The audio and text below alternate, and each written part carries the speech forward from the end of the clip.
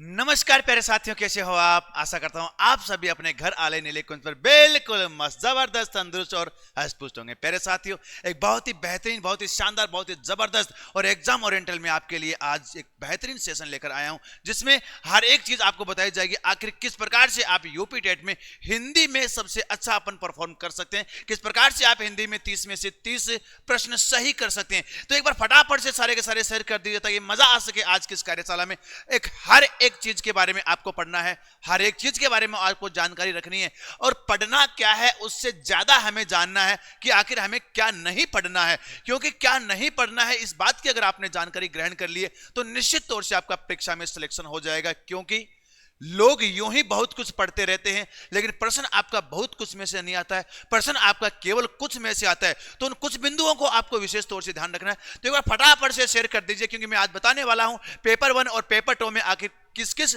Subject पर आप किस किस पॉइंट पर आप किन किन बिंदुओं पर आप विशेष ध्यान देना है। बिल्कुल जी, तो लीजिए, क्या पढ़ना है, बस इतना पढ़ लिया है तो आपका सिलेक्शन पक्का है। जानिए संपूर्ण जानकारी, आखिर क्या छोड़े, ये चीज सबसे महत्वपूर्ण है। तो लीजिए भाई साहब, शुरुआत करते हैं अपन आज की कार्यशाला की, आज के इस सेशन की, जिसमें मैं आपको बताना चाहूंगा एक आपका हिंदी व्याकरण में आने वाला है अपठित गद्यांश। बहुत अच्छा अपठित गद्यांश, जिसके 5 से लेकर के 8 प्रश्न तक आपके पूछे जाते हैं।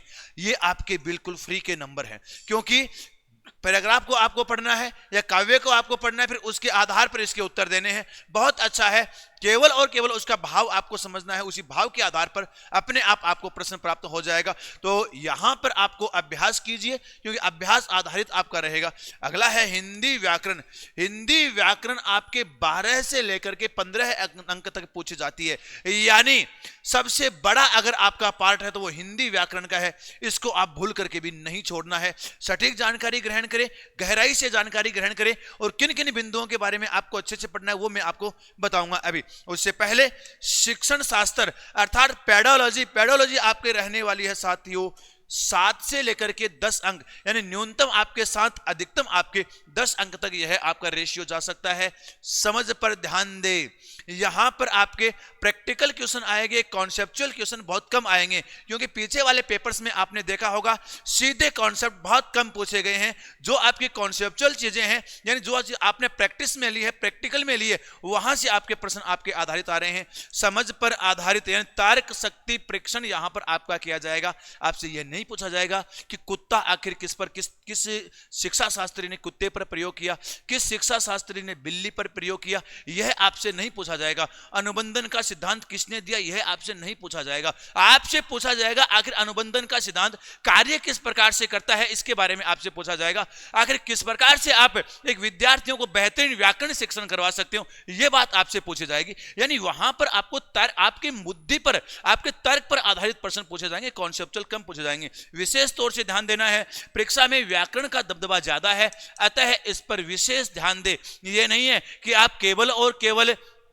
साहित्य इतिहास को लेकर के बैठ जाएं, आप केवल और केवल रचना और रचनाकार को लेकर बैठ जाएं, आप काव्य शास्त्र यानी अलंकार, छंद, काव्य रस उनको लेकर बैठ जाएं।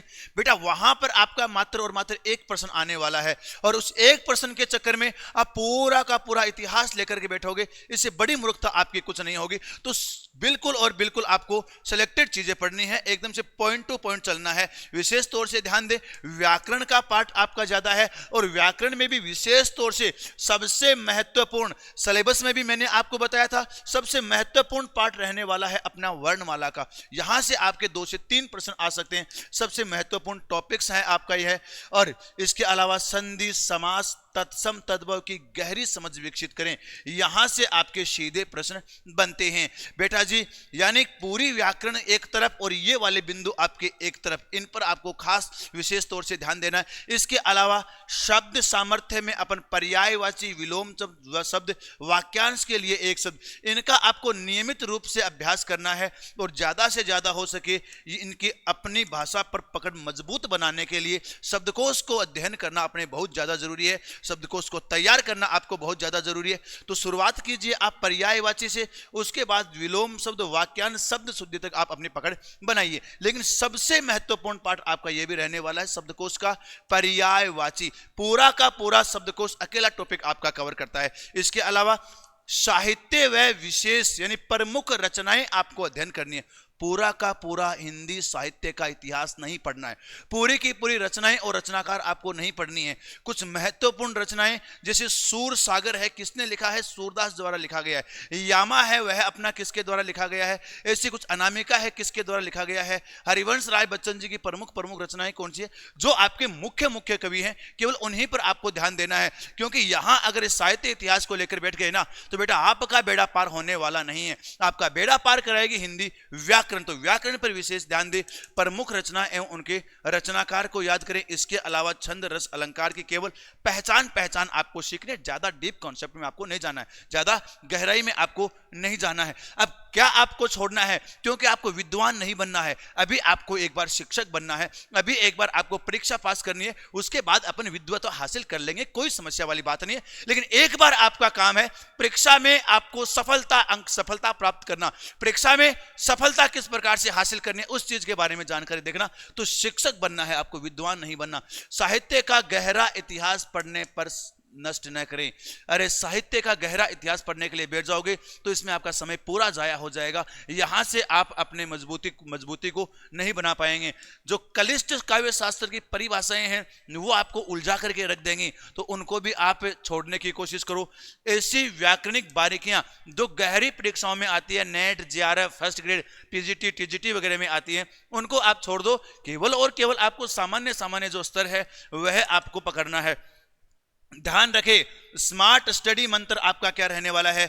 जो विषय सिलेबस में स्पष्ट रूप से नहीं दिया गया है नहीं छेड़े उसको।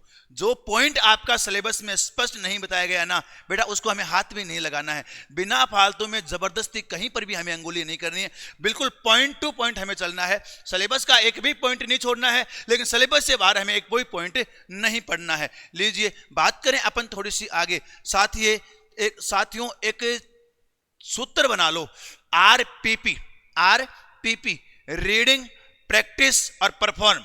रीडिंग, प्रैक्टिस और परफॉर्म, अर्थात पहले आप रीड कीजिए कंटेंट को पूरा का पूरा अच्छे तरीके से, उसके बाद उसकी प्रैक्टिस कीजिए, उसका अभ्यास कीजिए, प्रश्न निकालिए, पीवाईक्यू निकालिए, 6666 जो भी हमारा मॉड्यूल है उसको निकालिए, और उसके बाद उसको परफॉर्म कीजिए। यानी पेपर को आप आसानी से निकाल सकते हैं अच्छे तरीके से। तो सबसे पहले आप रीड कीजिए, प्रैक्टिस कीजिए और फिर आपको परफॉर्म करना है।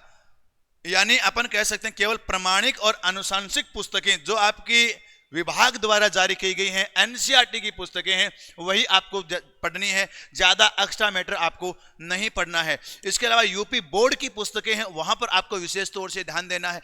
इन दो चीजों को आप पकड़ लो, इनफ है आपके लिए, इनफ है। हिंदी व्याकरण के लिए मानक हिंदी व्याकरण एकदम से आपके लिए सफिशिएंट रहने वाली है। पिछले 10 वर्षों के प्रश्न पत्र आपको हल करने हैं, क्योंकि इससे आपको वास्तविकता का सटीक अंदाजा लग जाएगा, अपने स्तर का वास्तविक अंदाजा लग जाएगा।